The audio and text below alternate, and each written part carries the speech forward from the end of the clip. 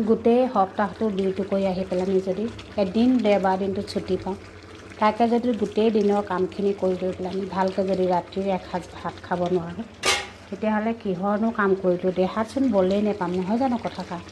সেইকাৰণে আজি ভাবিলোঁ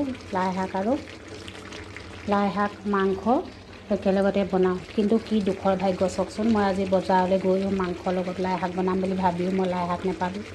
সেয়েহে আমাৰ অসমত এইটো খুতৰা বুলি কয়, ইয়াত আকৌ কয় বেলেগ এটা।